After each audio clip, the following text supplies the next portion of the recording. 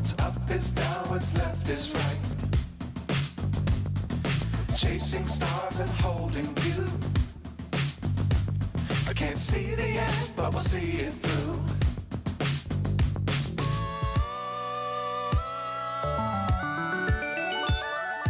Flying, get on board. We're smiling. And now we're live. Hey, everybody. Welcome to another FPVFC podcast. Tonight with us, we've got Dan and Rob and myself.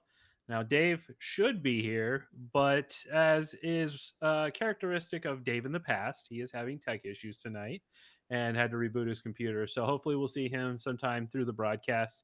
I'm sure he'll show up one way or the other. He's very resourceful. He tried to turn it off and on again, and he hasn't come back.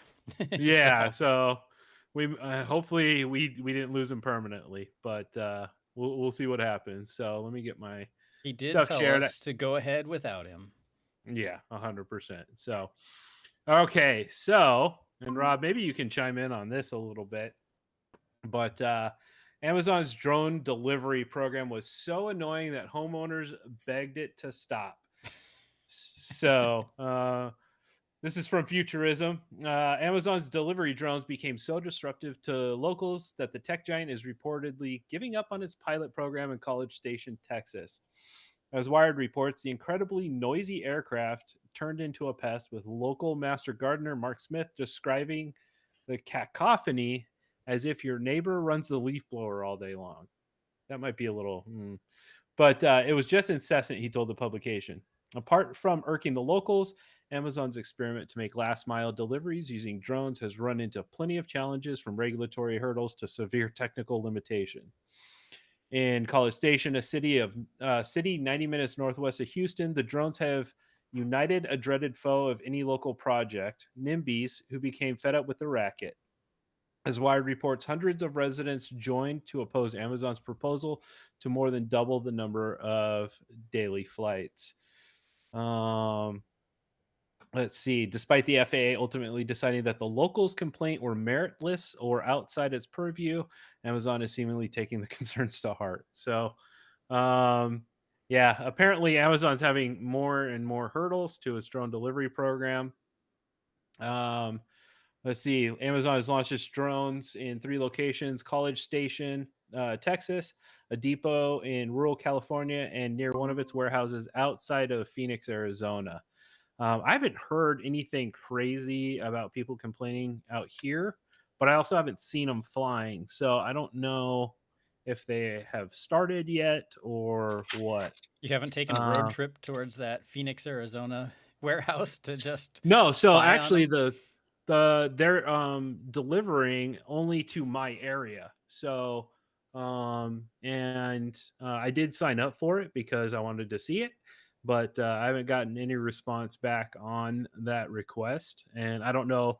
I mean, it's supposed to be within, I think it's 7 or 10 miles of that location, but it's not far. Like, I should be able to see them flying in my pretty immediate vicinity. So, but I haven't heard anything going on from that point.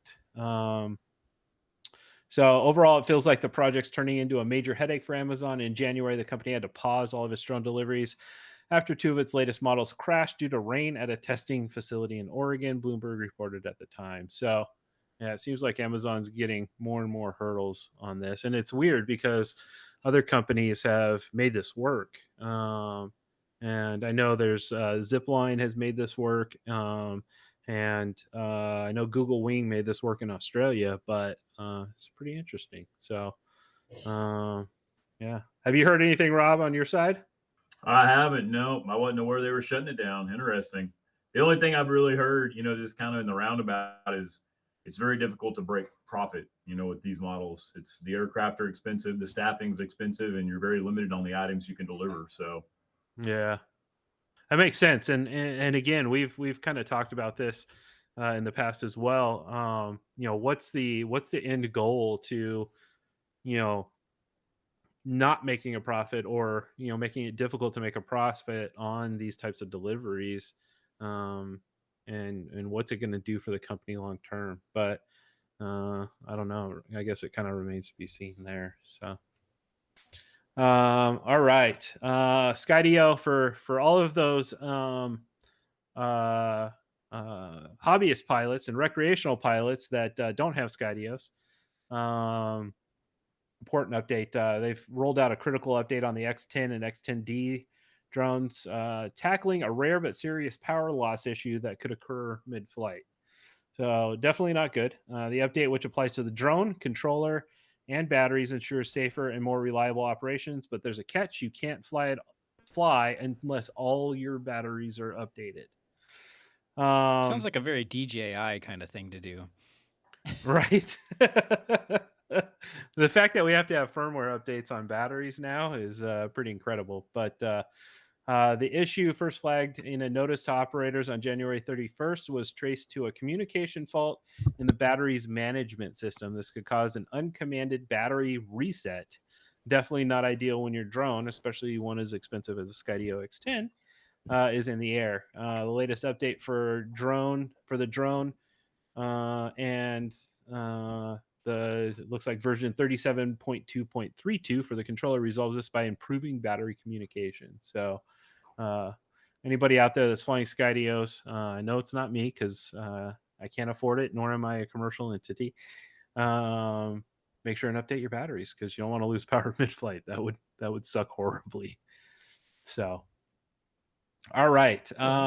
Dave seems go to have ahead. appeared. Can he hear us now? He's muted, but can he hear us? He can hear us. Hey, Good. there he is. Uh-oh, he froze again. Okay, well, at least the audio's working. Video's a little choppy, but the audio. Yeah. All right, awesome. All right. So our first one, Dave, just to kind of quick catch you up, Amazon's ceasing operations in College Station, Texas. And apparently the locals are happy because they were extremely annoyed by the noise of the drones. So, yeah. And then Skydio X10, their batteries need updates. Otherwise, it could force a battery reset mid-flight, and that's never good. So you can see the amount of grief this is causing Dave at the moment. All right. So I thought this was kind of interesting. So U.S. firm pitches voice-controlled military drone tech for smarter, faster warfare. And I might have a little bit of a question on this, but so Anura's conversational HMI converts spoken commands into precise autonomous actions, letting operators control, and we're calling them apparently UXS now, with simple natural language. So a new human-machine interface aims to transform how operators controlled uncrewed system. Called Anura and developed by U.S. Startup Primordial Labs, this next-generation technology combines a natural language interface with an embodied agent, enabling seamless conversational collaboration. So can you tell your drone to go do a Matty flip or something, and it'll do that? That's a question. That's one of the questions I have. So how specific is this going to get? So let's see. According to the Connecticut-based Burns, command can range from discrete go forward 100 feet to mission level follow vehicle 7 from the southeast with a 50-meter standoff. Anura is a new human-machine interface that helps warfighters work with UXSs as active partners, not just observers. It enables operators to give commands to robots using everyday language, just like talking to a teammate. Our mission is to build human-centric autonomy that puts collaboration between the human and the robot as priority number one. We believe the path to mass adoption of autonomous systems is to make the communication mechanism, not the robot itself, more human, according to Primordial Labs website. So I have a question on this. So, they're using this as a add-in, I guess, for military scenarios, soldiers out in the field, and fantastic. Let's keep our soldiers safe. But if an enemy gets control, what level of encryption or lockout or anything like that are they going to be able to put on these?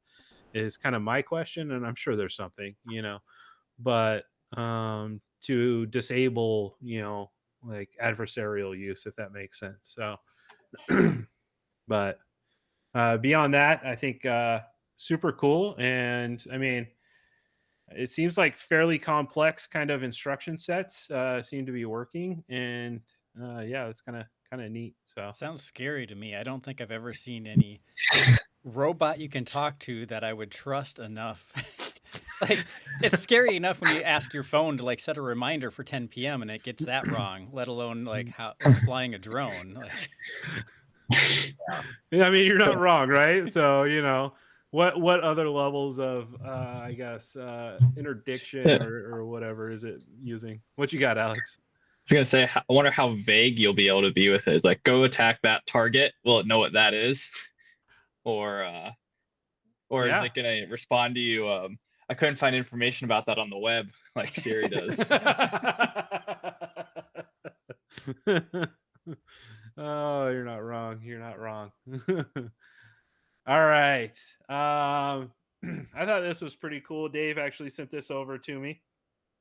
But NASA uses GPS on the moon for the first time. So Blue Ghost Luger, it almost sounds like Loogie, but Luger system paves the way for astronauts navigating the lunar surface. So they say on March 2nd, Firefly Aerospace Blue Ghost made history, becoming the first commercial lunar lander to successfully touch down on the moon's surface. The groundbreaking lander is wasting no time getting to work. According to NASA, the joint public-private mission has already successfully demonstrated the ability to use Earth-based GPS signals on the lunar surface, marking a major step ahead of future Artemis missions. Accurate and reliable navigation will be vital for future astronauts as they travel across the moon, but traditional GPS tools aren't much good when you're around 225,000 miles from Earth. One solution could be transmitting data from the global navigation satellite system to the lunar surface in order to autonomously measure time, velocity, and position. And that's what mission engineers from NASA and the Italian Space Agency hope to demonstrate through the Lunar GNSS Receiver Experiment, or LUGRE, or Lugre. One of the 10 projects packed aboard the Blue Ghost. This brought me Go back ahead, Dave. to Alex may have done calculations like this, calculating terminal velocity of a rocket in order to escape Earth's gravity, and given the mass of the rocket.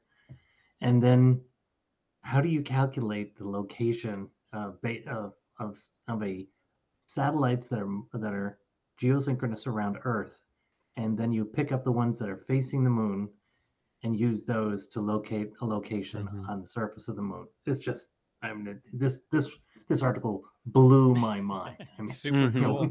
It also when sort you of look at those triangles, it's like, oh my gosh. it highlights how important line of sight is. Like, so you can get GPS signals on the moon from satellites around the Earth, but you can't get them under tree cover in the wrong parts of the United States. Like, So now we can fly FPV to the moon now. Yes. And we still can know where fly you Actually are. go to the moon. Return to home to the moon. And we have a new definition of line of sight: 220,000 miles. Right. Yeah. So Dave's amazing.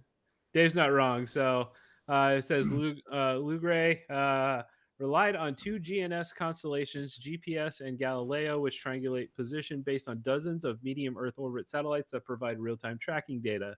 It performed its navigational fix at approximately 2 a.m. Eastern Standard Time on March 3rd, while about 225,000 miles from Earth. We'll continue collecting information over the next 2 weeks almost continuously while the lander's other tools begin their own experiment. So super cool. So, all right. Let's see. We have press releases. This is kind of something I did want to cover. Hearings. This is a hearing highlights from the need for investments in air traffic control system and staffing. So a couple people talked during this committee hearing, and it's definitely interesting. They talk about a couple different things. One of them was the systems, the ATAC systems aging, and a couple other ones on hiring, because we know that FAA. Dave, you said what's it up to now from the FAA? Terminations. 700. About 700. So definitely not a good thing in terms of number one for people's jobs, but number two, making sure that everything runs smoothly with the FAA in terms of safety and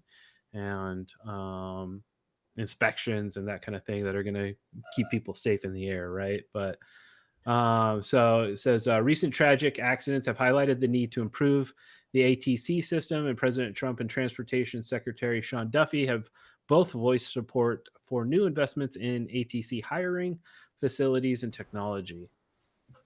The FAA Reauthorization Act, signed into law last year, also included provisions to promote controller hiring and technology improvements.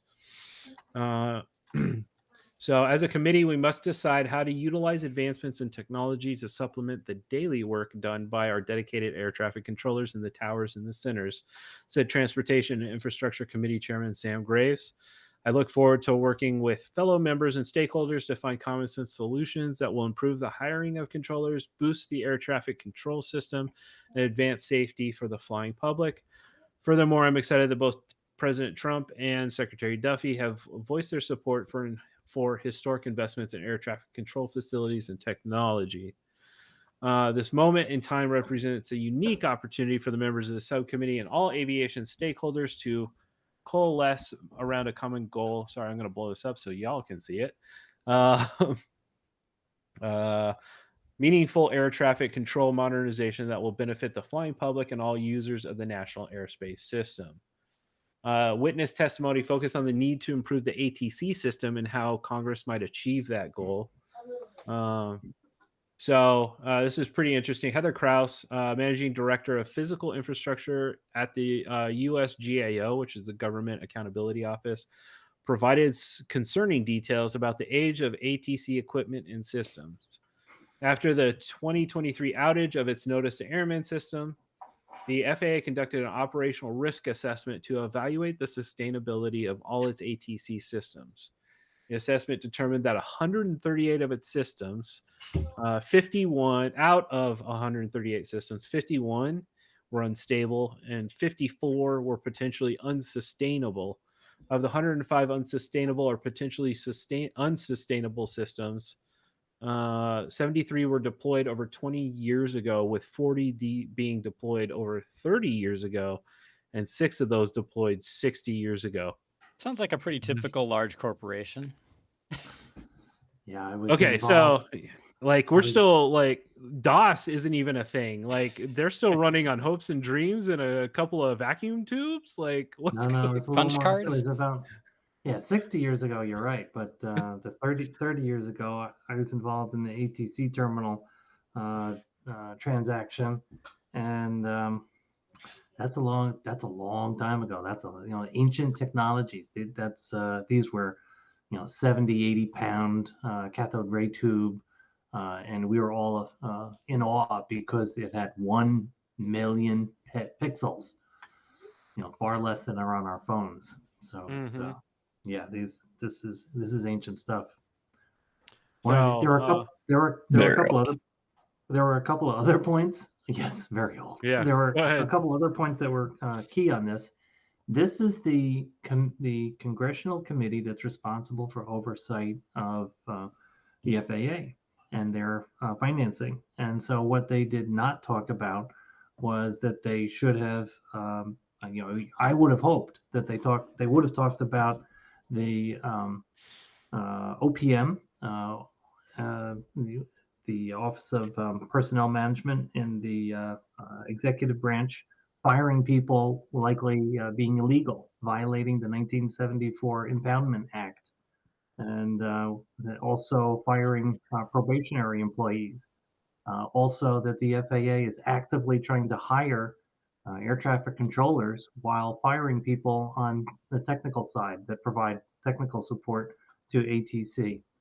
So hopefully we quickly get this sorted. There was a finding, I believe, in the Supreme Court today that said it's that firing people outside, if OPM has only the authority to fire people within their own organization, not in other agencies, and that extends to DOJ as well. DOJ does not have cross-government authority. That authority is in Congress, and we're also likely to see, with respect to the impoundment, that is that the executive branch is not able to stop funding that has I saw that. congressionally approved. So we're trying. I've sworn to try not to be too political in these conversations, but what to me is important is, as we're looking for and searching the news, what are they not talking about? What should this committee have really been trying to address? It's they should be helping the FAA through a crisis period right now. So hopefully we'll see some improvement over the next couple weeks. Yeah. And a couple others here real quick, just some comments. Nick Daniels, president of the National Air Traffic Controllers Association, he discussed the importance of the sustained maximum hiring of air traffic controller for years to come and agreed with Secretary Duffy's intent to train the best and brightest controllers. He says without proper controller staffing, investments in infrastructure and modernization programs will not yield their full potential. In the wake of the DCA accident, Department of Transportation Secretary Sean Duffy stated his objective for hiring and training air traffic controllers was to ensure that only the best and brightest serve in this incredibly important body at the Department of Transportation.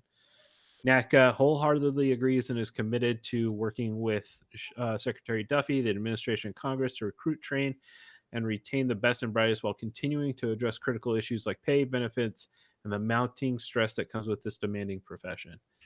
So, and definitely, I think everybody's heard it. And an air traffic controller is probably one of the most stressful jobs that exists because the amount of human lives that you are responsible for as they enter your specific airspace is incalculable over the lifetime of an air traffic controller. And the fact that they often have to make, split-second decisions to adjust the trajectory of an airplane or a helicopter or whatever that has souls aboard is incredibly demanding. I can't even imagine.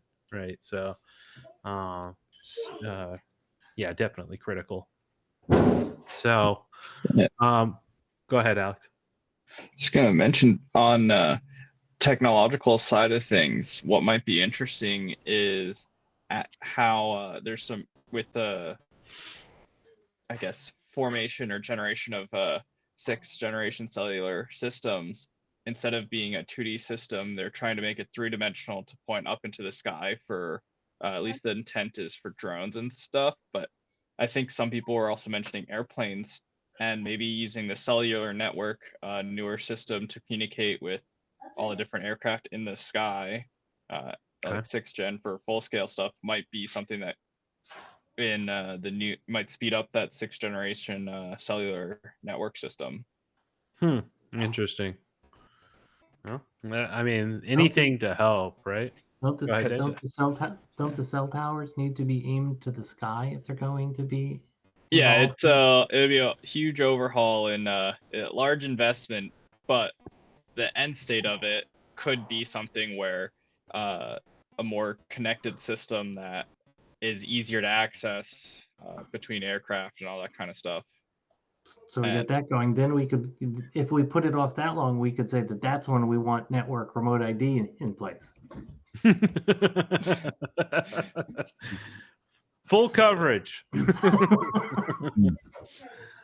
All right. Let's see. I also have this one. I'm not going to go through this whole article, but Congress to take another crack at drone-related legislation.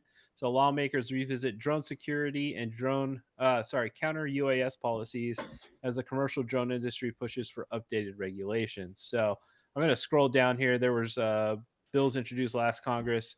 So we've got. Let's see. What proved to be a rare example of drone-related legislation to make it over the finish line in the previous Congress. In December, the U.S. Senate passed a last-minute extension of authorization for federal agencies to disable drones determined to be a security threat. The bill, the Counter UAS Authority Extension Act, was sponsored by Michigan Democratic Senator Gary Peters, chairman of the Homeland Security and Governmental Affairs Committee. The legislation, which was passed on December 20th, the last day before its authorities were set to expire, extended the counter drone authorities of DHS and FBI. I believe currently the only people who can actually take a drone out of the air using counter UAS tech. September 30th to September 30th, 2025. So later this year. Other UAV related bills were stalled or blocked before the end of the congressional session. Senator Rand Paul blocked a bill supported by Senate Democratic leadership that would have authorized and provided resources to state and local authorities to track the then unidentified drones flying all over New York, New Jersey, and other states. Oh boy. The most ambitious attempt by Congress to enact legislation to expand counter UAS authorities. Peters also introduced the Safeguarding the Homeland from the Threats Passed by Unmanned Aircraft Systems of 2023. There's more words in that than there probably needs to be. Had it passed, the legislation would have expanded the authorities that allow DHS and DOJ to disable drones determined to pose a security risk. It would have also provided certain state and local law enforcement agencies with the authority to use technology to help identify and mitigate urgent drone threats. I don't understand why. Help me out here, but is there anything saying that state and local law enforcement can't have technology to identify? I mean, I guess mitigate, yes, but identify drones? That's a little weird. Yeah, we can. There's a lot of gray area there. Okay. Yes, the simple answer is yes. You can have certain types of technology to detect. You just can't have the technology to mitigate. Yeah, now you can buy this stuff to mitigate it. You just can't use it. They'll sell it to you all day long. Of course they will. Everybody's going to make a buck. But you can't use it. Okay. Let's see. House Resolution 8610 would have reauthorized and improved oversight of the counter UAS authorities of DHS and DOJ, expanded limited counter UAS authorities to the FAA. The bill would have also gradually expanded the authorities for counter UAS detection and mitigation to eligible non-federal entities, including certain critical infrastructure facilities. So these would be, I'm certain, probably facilities like power generation, so Department of Energy, maybe prisons and water treatment facilities. Yeah, all that kind of stuff. So, but anyway, for bills introduced in the current congressional session, which is very young at this point, let's see. In addition to the likelihood that the above mentioned bills would be reintroduced, several new drone-related bills have been introduced in the current congressional session. Last month, Representatives Lou Correa, a California Democrat, and Texas Republican Troy Niels introduced a bipartisan Directing Resources for Officers Navigating Emergencies, or the Drone Act, of 2025. The Drone Act would allow law enforcement to use federal grants to purchase and operate drones. So this is something I believe we covered at the last town hall. We were making fun of legislation picking a word and then finding words to make up that word. But here's the deal that with this is most, I would say most police forces aren't going to have the kind of money that they need to probably get in deep with somebody like Skydio or some of these other drone companies, American-made drone companies, especially the states that have banned DJI at this point, just because of the incredible cost of them. And price comparison is a couple, at least in order of magnitude, if not further, on some of these things compared to a DJI, right? So in the Senate, go ahead, Rob. A Brink cost 16 Nevadas. Jesus. That makes my soul hurt. Too much money. Oh my God. Okay. Well, there's a comparison for y'all. Is that an Avata 2 or just a standard Avata? Avata 2. Okay. So new tech from DJI versus Brink's drone, 16. Okay. I'd rather have the 16 Avatas, frankly. Anyway, in the Senate, Tom Cotton, Republican of Arkansas, and Democrat Jackie Rosen of Nevada in February introduced the Disabling Enemy Flight, Entry, and Neutralizing Suspect Equipment, or the Defense Act. There's another one for you. We spelled out defense with those words, guys. It's going There's to be got to be awesome. other defense acts already. I know, right?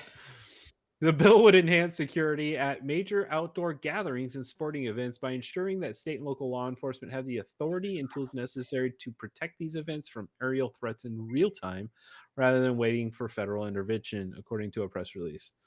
This bill has received endorsements from several major sports organizations, of course, including the NFL, Major League Baseball, NASCAR, the NCAA, and the Southeastern Conference, or the SEC.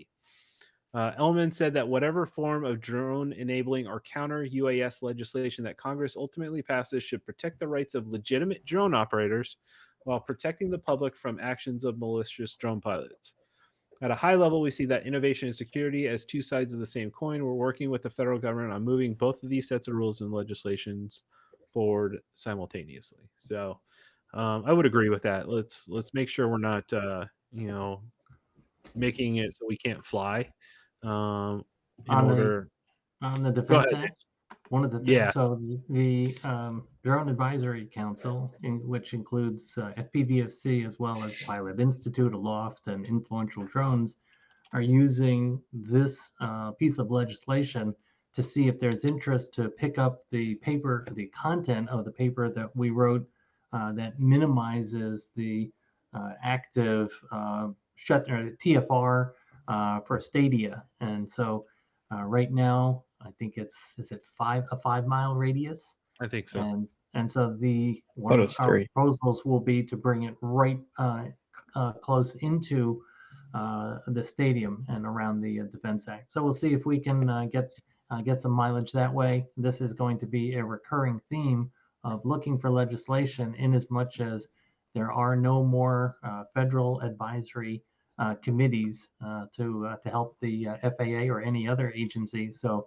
organizations like FPVFC, Drone Advisory Committee, or Council rather, are going to see what we can do to help out, since we are private industry only. Mm-hmm. All right. So beyond that, Dave, this was an article you sent from Drone Girl. Talking about the best online drone courses for veterans in 2025. It goes on to, as the demand for skilled drone operators continues to grow across high-paying industries, including infrastructure inspection, public safety, and environmental monitoring, there comes more job opportunities for veterans. If you've recently transitioned to civilian life or have been out of the service for years, a career in drones can leverage existing experience while offering a job that pays well. So she goes on to enrolling in a drone course for veterans can be a smart way to gain more knowledge while maximizing skills you've already gotten for the military. Plus, veterans eligible for Chapter 33 post 9/11 GI Bill benefits might not even need to pay for their own education costs if they enroll in the right type of course.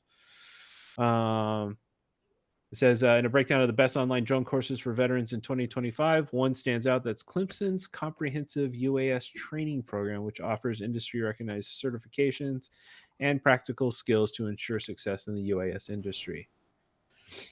So, Is that a Pilot Institute ad right next to the article that says people should be using Clemson? No, drones? this is Drone Pilot Ground School. Oh, they have a very similar looking logo, don't they? Yeah, they sure do. Pilot Institute's pink and blue, I think, right? Yeah, a little more pink. That's what I was going to bring up, is that Yeah.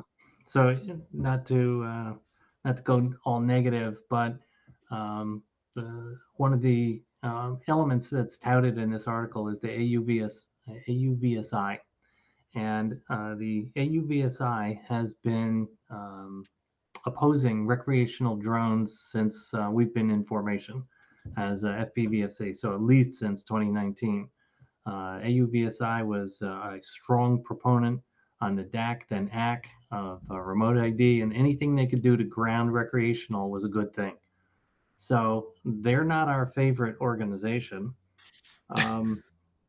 And if you listen to Greg Revendu He's got other good reasons why AUVSI is not his favorite organization. So interestingly, here in this article, AUVSI has created a certification for UAS pilots, and this article touts it as a benefit to that you can, if you get the certification, that may lead to a well-paying job. And so I think that's a little specious. But it's a, we remain Pilot Institute fans, and when asked, what 107 preparatory class should I take, we instantly say Pilot Institute. We work with Pilot Institute. We've taken the classes. We think they're great classes, and Pilot Institute offers trust, of course, for free, but they also offer a number of capabilities that are free for recreational pilots. So they do a lot to help us and to work with us. And it's, we wanted, or I wanted to point out that look, if you're looking for a Part 107 preparatory, our recommendation is Pilot Institute. Yeah, it's got the AUVSI level 1, 2, and 3 trusted operator certifications. I have to look and see what's Level one's dug in like on those. level one's like $650, Josh. Is it really? Yeah, it's very expensive. So I mean, let's start off with, we know AUVSI is expensive just because when they were doing the was it the UAS Expo or Symposium? Oh my God, those tickets were outrageous, right? I mean, $700. Very. so I mean, that's a little egregious, but yeah, that's $650. That's incredible. You know what I could buy for $650? I could. And you have to do it at one of their I chapters. could buy Nevada too. Yeah. I mean, to me, to me, the discussion of embracing and spending more time around a practical exam like the NIST exam. Now, this to FPV pilots, guys as skillful like Alex, it's laughable. Hover, zoom in on a bucket. They'll probably time themselves on how quickly they could go through the whole circuit in small number of seconds. However, for beginning video pilots, it's great because you have to hover. You have to stay in one place and then move slowly down to a location. So I think it really has its place. And, given that we've got so many video pilots in comparison to FPV, by video, I mean, DJI, I'm flying a camera. I'm pushing a camera around the sky as opposed to flying an FPV on acro. So I think there are things like that we can work toward and endorse. But yeah, some of these certifications that are described in the Clemson education. I mean, I'm not knocking Clemson University by any stretch, but yeah, I mean, it's. No. I mean, I guess, and in terms of, let's look at it for what it is, right? It's online drone courses for veterans, right? I don't know, and I'm not sure what Pilot Institute offers, if you can use GI Bill kind of benefits at Pilot Institute, but also Pilot Institute isn't expensive enough to maybe require that. Pilot Institute's incredibly affordable, and on the flip side, they guarantee their course materials, right? And I mean, that's a big faith that they're putting into their training program, and I would back that 100%, and I do back it 100%, right? But I mean, that's it. I mean, to me, that's worth the value there, and you're not getting. I mean, I haven't taken this course, but I don't think you're getting any less from Pilot Institute. I mean, their training materials are top tier. So anyway, that's just my 2 cents and Dave's 2 cents. And I would add to the GI Bill side of things that it is there. That's dealing with the VA, and then that's government, which is like 20, 30, 60 years behind. So this new online private company stuff, it's a little novel to them. Yeah, I mean, I really kind of want to see the tech at the very FAA. picky. I really want to see this ATC equipment that's 60 years old. Like, I need a picture. I do too. I just like, how do you repair? Do you have any pictures? I might. The 60-year-old equipment was IBM equipment, and it was vector refresh. So it was a Haven't even know what cathode that ray tube that it just it painted the screen in a different technology, and Oh about my goodness. $100,000 a seat back in the day. Oh my god. Ouch. And that's $100,000 in the 1970s money or And 1950s that's money. just a seat. That's not there's that as we used to describe it. Alex, you love this. It was a dumb head, and so there's very little compute power locally. It's all goes back to a mainframe. Oh my goodness! But they were very, very fast. Servers didn't exist. That's right. So yeah, and the other question I have on some of this older technology, and I mean humans aren't stupid, and I get that, but finding the parts to repair some of these, like, I mean, we can manufacture anything we made back then, but at the same token, like, what's the availability of like, hey, this broke down today. Can I fix it in an hour, or is it going to take 3 weeks? Like, and the coding. This stuff is it's archaic. I mean, the people who designed it have died. Or maybe they're in their 90s. Yeah. It's just, Well, and even like there's a famous picture that's going around. It's of a young lady that worked at NASA, and it's her standing beside her body of code that was on, I believe it may have been the lunar lander to calculate the descent for that, right? Probably on 50, 80 punch cards. No, the whole stack was taller than her. Right. Like, That's something. He's not saying 50 or 80 punch cards. He's saying the type of punch cards. It was called Oh, a 50-80. gotcha. A 50-80 card. It was 50 by 80, and it was about yay. It was about yay big, and that's what the card reader read the instruction. And in that day and age, there was no automatic sorter. So if one of those cards drop the card. Dropped a card, the whole job just failed, and you had to start over. No. Oh god. Oh, that makes my soul hurt on the inside. I like how we still use the word patching code, like, which came from, I think, putting patches on the punch cards over the holes. Exactly right. Oh my gosh. Exactly I love right. it. Yeah. So how many of That's where that came from. How many of you have used a card reader to enter a job? No, it's just the guy with all the gray hair. Just before my time. Long before my time. Yeah. So, all right, guys, that's all I have. Dave, you got anything for us this evening? I just wanted to reassure everyone that we have been busy working on a number of things, and some of the things are a little mundane, but we keep at it. A good example of that is the Department of Commerce Advanced NPRM.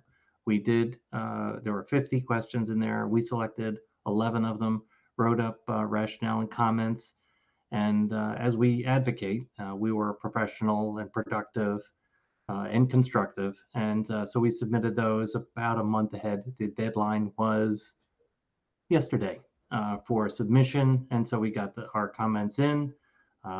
It was not controversial. If it was something that were something like Beyond Visual Line of Sight, we would have talked about it and shared the comments and taken input, and then finally come up with our own comments. So we are when we see an opportunity to comment on anything from that is related to UAS, whether it's Department of Commerce, FCC, or FAA, we do it, and we've been doing it. And just to let everyone know that thank you for the support, thank you for the membership, and we are active in things like the legislation.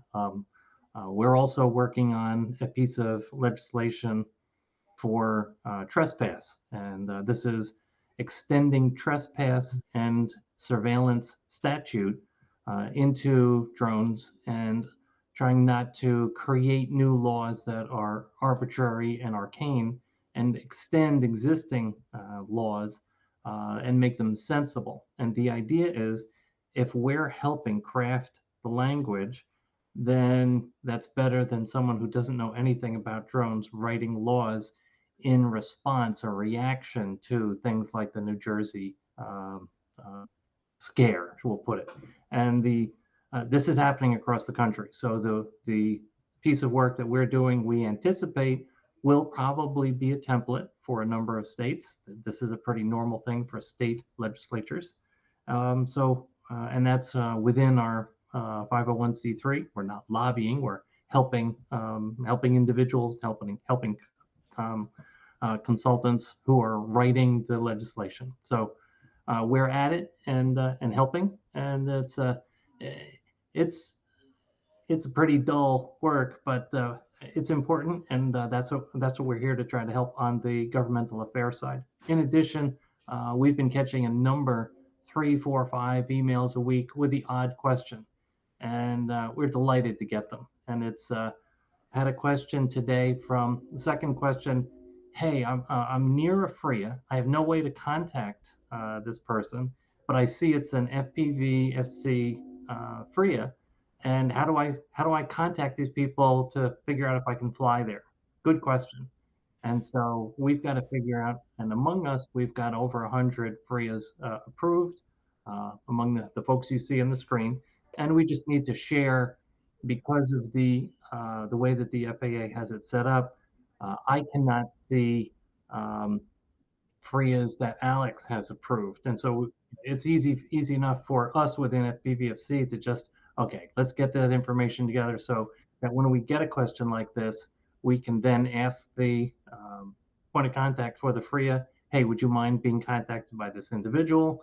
And we can put that connection together. That's what I was able to do today. We get questions like that, as well as questions from schools and whatnot. So happy to get those questions, and another aspect of what we're doing on a day-to-day basis. And Josh, I think that's about all I had today.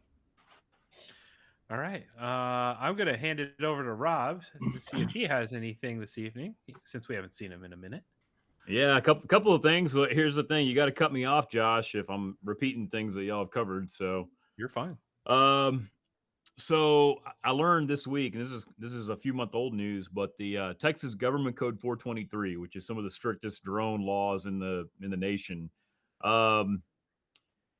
In a nutshell, the National Press Photographers Association filed a lawsuit saying it was unconstitutional. It was overturned. It goes up through the districts, Fifth Circuit. Say nope, it is valid. It was appealed to the Supreme Court. The Supreme Court failed to take the case, so kind of a bummer. So that's still going to be on the books. So any of the Texas people that were following that, I just learned about that this week. That the Supreme So Court. if I got the score on the way that worked, is that the United States Supreme Court declined to hear it, which meant that the lower court decision remains in place, and the lower court decided that the Texas law can stay in place, and so that they can continue to restrict the Correct. drones. Just Yeah, that's Okay. accurate. That's Okay. accurate. So there's some really good parts of it, but there's also a lot of pieces of it that are really, I mean, in my opinion, are very restrictive. It's really not enforced, but it is on the books. So next thing, I also just learned this week, and I don't know if this is this was really publicized. Apparently, the CIA and DHS had been using a covert drone surveillance program with unarmed predators to follow Mexican cartel drug operatives, and apparently that attributed to the El Chapo arrest. So again, I saw that, and you can Google El Chapo drones arrest. There's several articles out on it. So I thought that was kind of interesting. I didn't know that we were using it to combat that. The last thing that I wanted to mention for anybody out there, so if you've been following the trade trends, we were looking at 13% tariffs with China. It's about to jump to 33%, a 20% increase. So what does that mean for us? That means that anything from China is going to go up drastically in price. Now that 20% is from when Trump took office to now. So there's already been a hike. There's about to be another hike. So 3D printers, bamboo, DJI, a lot of the things like that. If it's something that's on the horizon and you're thinking about buying it, you might not want to wait till Black Friday, because this might be the Black Friday sale. I was going to mention, I meant to add, I forgot to mention about the harmonized tariff schedule. And so if you search on that, you'll find various detail if you really want to go deep on what's going on with tariffs. Rob is right on target with respect to China. Coming into 2025, we had a 25% tariff on most China goods. Certainly everything that we're interested in, motors, electronics, printed circuit boards, etc. So anything to make a drone, yeah, 25%. Then so 35, 45. So it's now at 45% tariff. Now that's on component cost.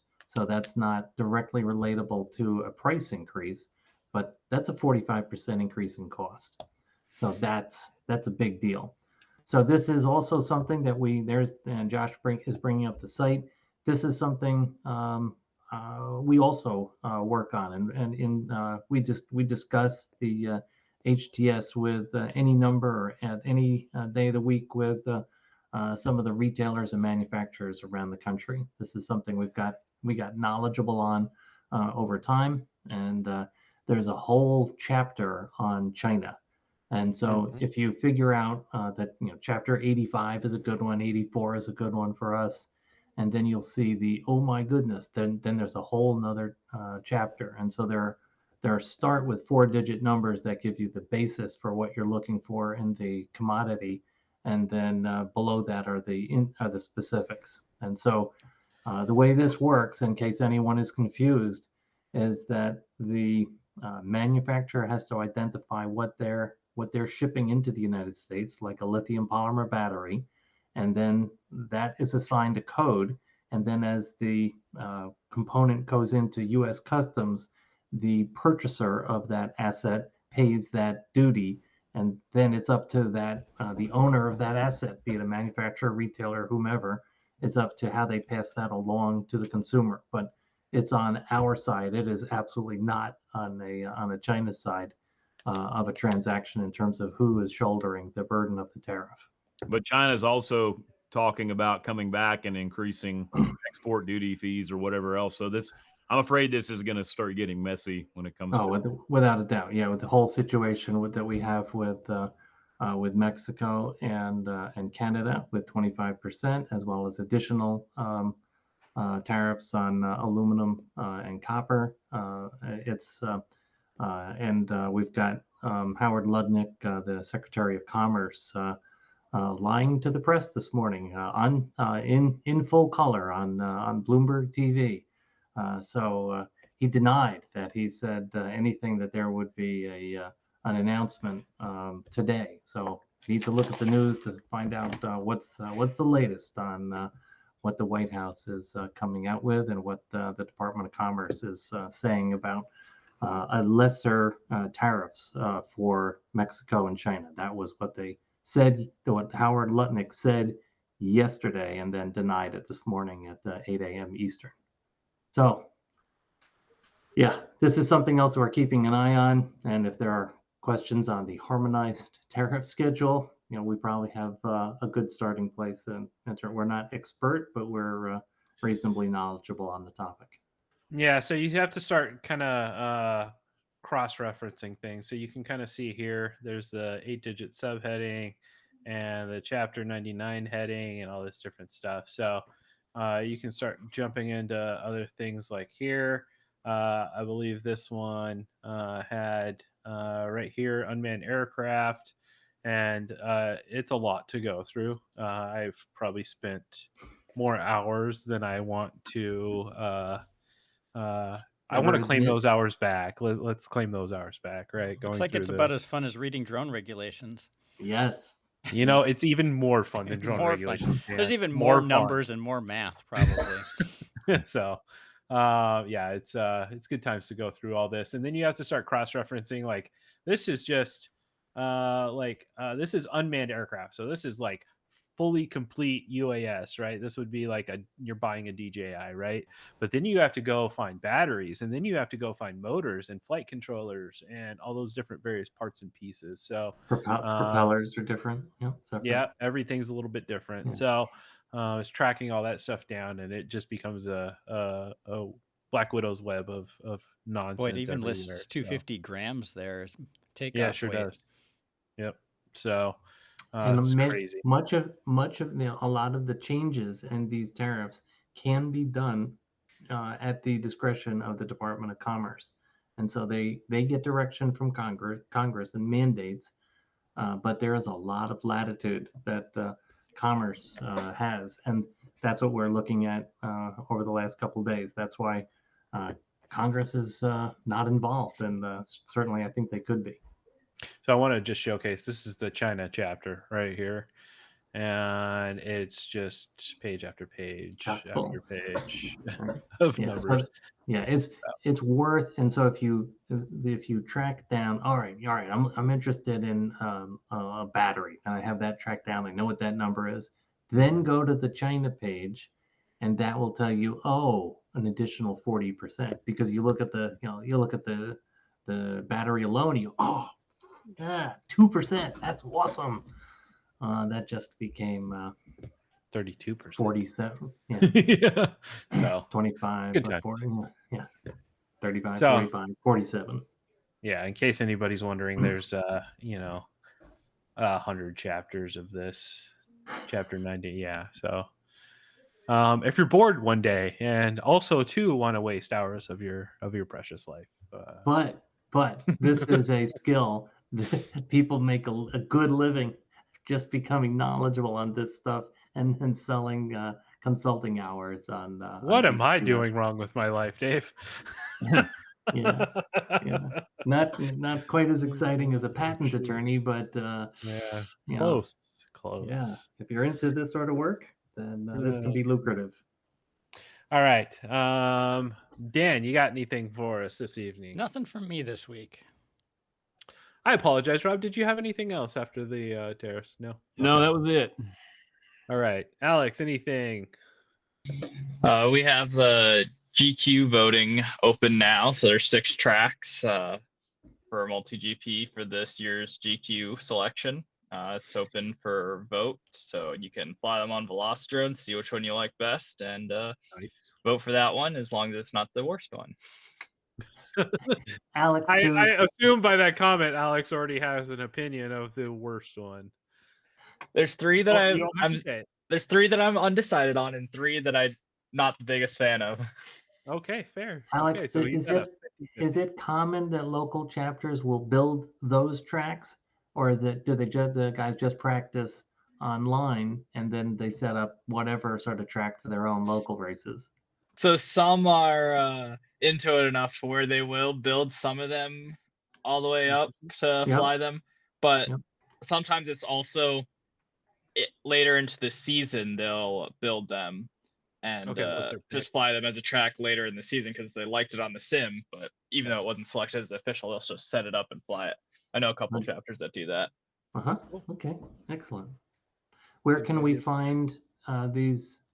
Is that multigp.com? Yep. multigp.com. I'm pretty sure it's the main header on their website right now. Excellent. Nice.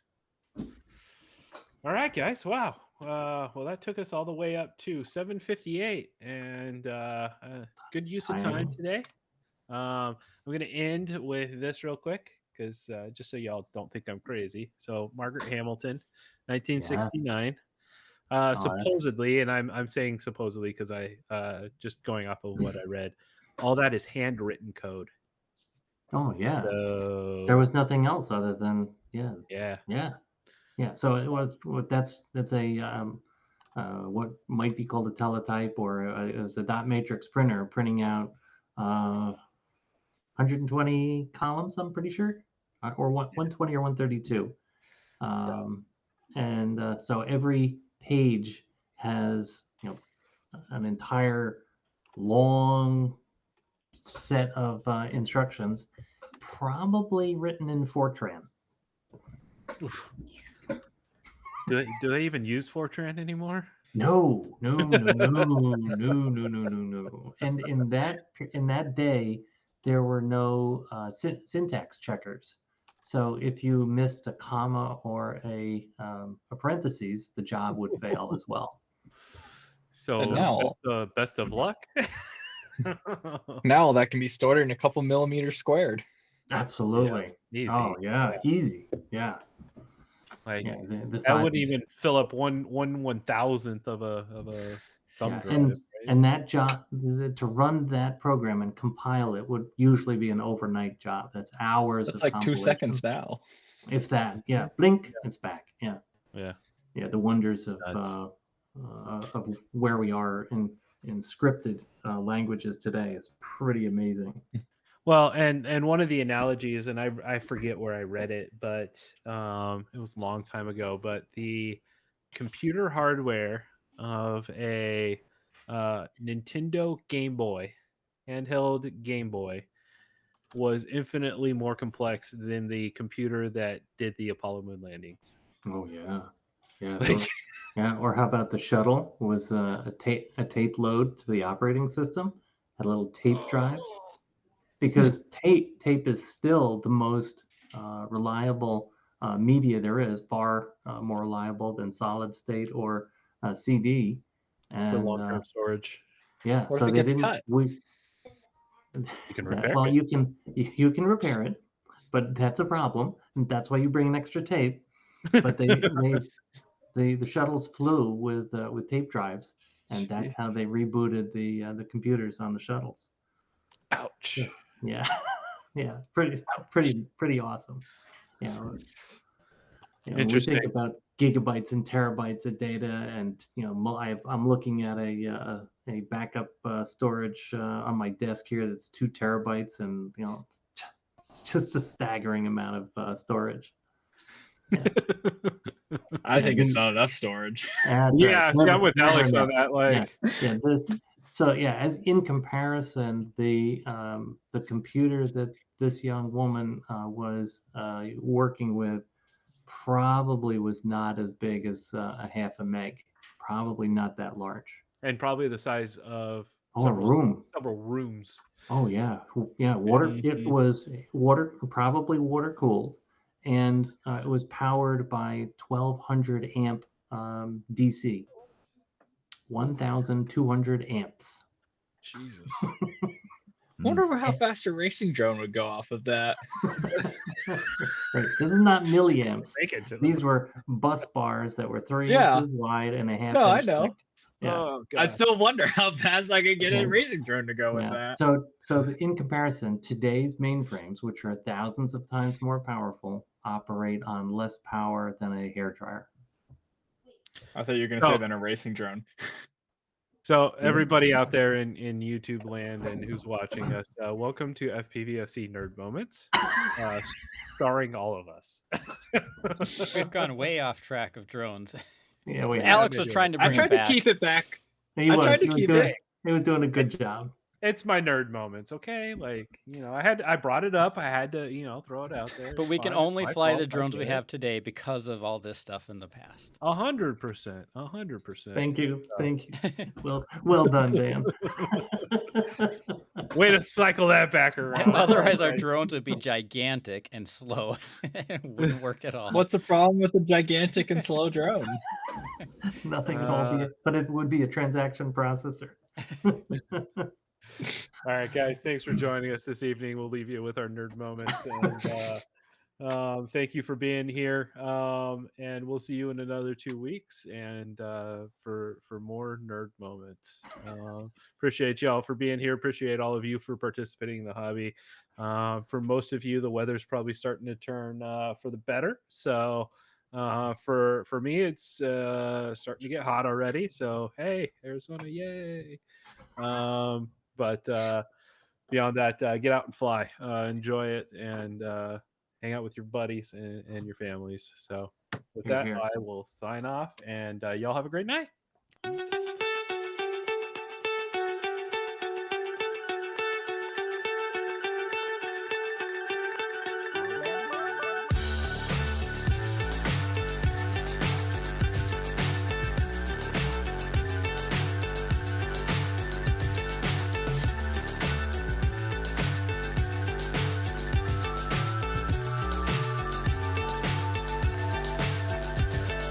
Fly so high, I'm hypnotized.